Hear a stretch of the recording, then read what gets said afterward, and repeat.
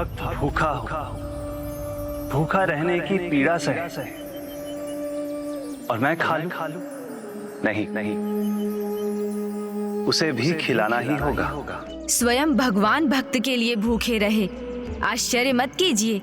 सोचिए, कोई पिता कभी अपनी संतान को भूखा देख सकता है? तो भक्त के लिए पिता तुल्य भगवान ये होते हुए कैसे देख सकते थे? मैं समझ रहा हूँ आपकी जिज्ञासा पुष्पदंत जी। आपके प्रश्न पूछने से पहले मैं उत्तर देता हूँ। उत्तर है नहीं। इस बार बलभद्र जी नहीं, ये दायित्व किसी और का था। उनका, जिनके माध्यम से महाभोग की प्रथा सदियों से चली आ रही थी, जगन्नाथपुरी की स्थापना के भी पहले से।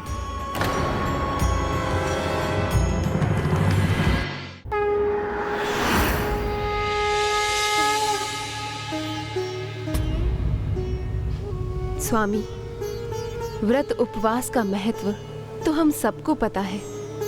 भक्त अपने आराध्य को प्रसन्न करने के लिए व्रत उपवास रखकर अपनी श्रद्धा को हम तक पहुंचाते हैं, किंतु आज की स्थिति उससे विपरीत है। आज भगवान ने व्रत उपवास अपने भक्त के लिए रखा है।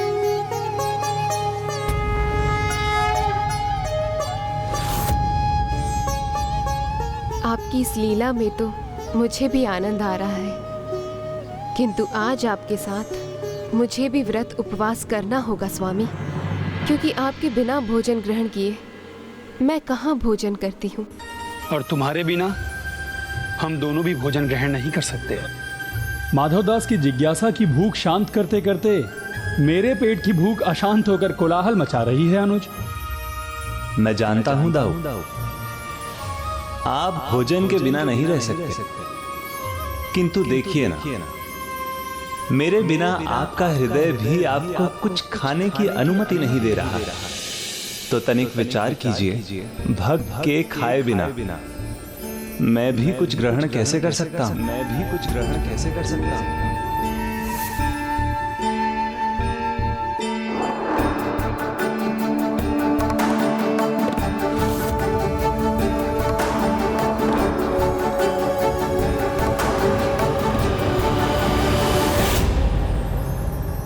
आप चिंता न करें, मैं जाऊंगी उसे महाभोग खिलाने। बलराम भैया तो पहले ही प्रयास कर चुके हैं, अब मुझे जाना चाहिए। बहन के हाथ से वो कभी भोजन अस्वीकार नहीं करेंगे।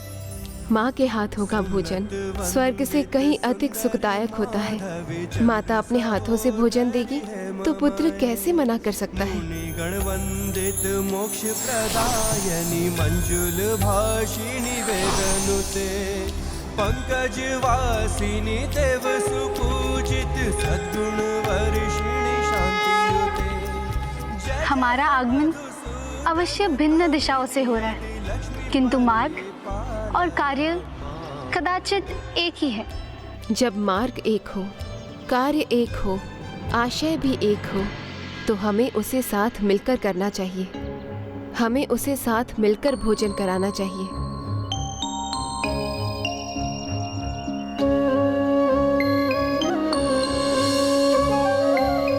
माता लक्ष्मी और देवी सुभद्रा जी दोनों गई थी उसे भोजन कराने, किंतु ये देखना अभी शेष था कि क्या वो सफल होने वाली थी। प्रभु, अब मुझे सब ज्ञात हो गया। अब आप ही बताइए, सूर्यदेव भला अपना तेज छिपा सकते हैं, तो फिर इस जगत के नाथ की महिमा कैसे छिपी रह सकती है। प्रभु, मुझे ज्ञात है कि इस अलौकिक और लौकिक धाम में आप स्वयं वास करते हैं, फिर भी आप मेरा अपने इस भक्त का हाथ थामने क्यों नहीं आए।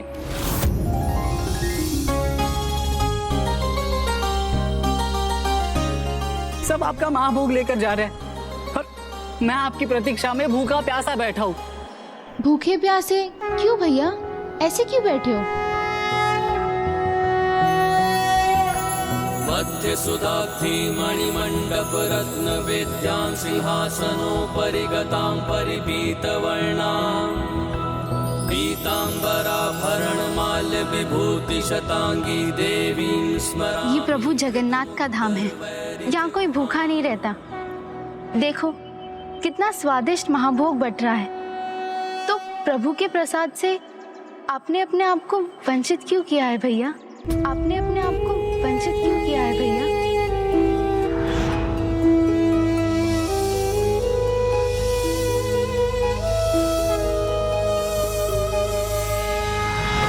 आप चिंता मत करो।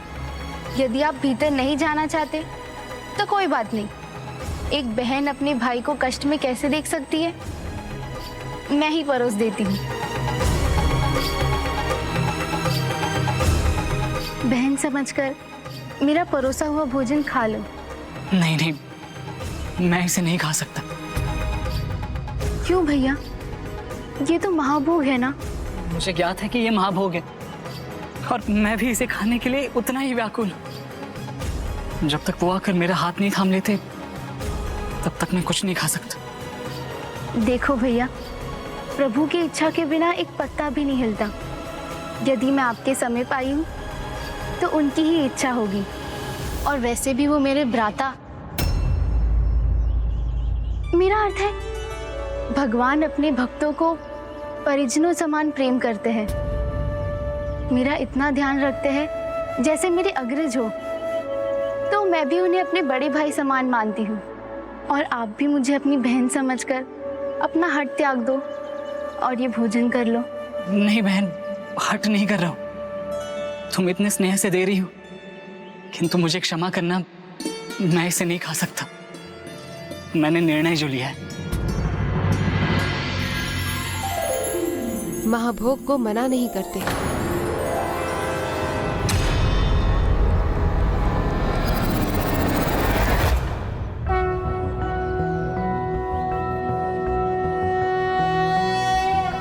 सर्वज्ञे सर्ववरदे सर्वदुष्ट भयंकरी सर्वदुख हरे हरे महालक्ष्मी नमोस्तुते।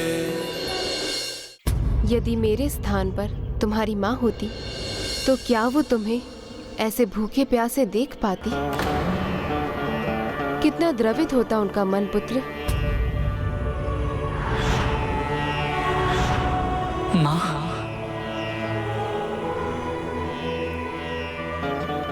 अब माँ पुकारा है तो माँ की शब्दों का मान भी रखो। लो, महाभोग खा लो। आपको देखकर तो ऐसा लग रहा है जैसे स्वयं मेरी माँ ही मेरे सामने हो। किंतु क्षमा करना माँ, मैं ये महाभोग नहीं ग्रहण कर सकता। विवश हूं मैं। कहते हो माँ के समान हूँ मैं, और माँ का कहा मान भी नहीं रहे हो।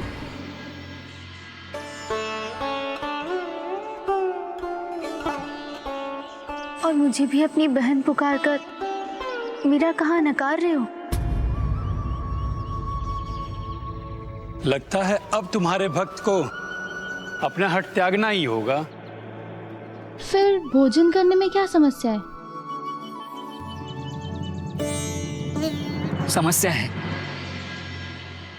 समस्या ये है कि मैं अब कभी ऐसी अवस्था में नहीं आना चाहता जहां जिसने भी मेरा हाथ थामा वो सब मुझे छोड़कर चले गए। मुझे ज्ञात है कि आप दोनों का भी स्नेह मुझे बस तभी तक प्राप्त है जब तक मैं ये भोजन ना कर लूं। उसके पश्चात तो अब भी मुझे छोड़कर चली जाएंगी ना।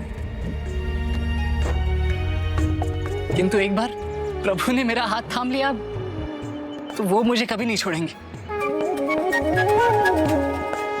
इसलिए भूखा प्यासा बैठा मैं प्रभु जगन्नाथ जी की प्रतीक्षा कर रहा हूं, जिससे मेरे प्रभु आकर मेरा हाथ थाम ले। और वो मेरे पास ही है, मुझसे अधिक दूर थोड़ी है।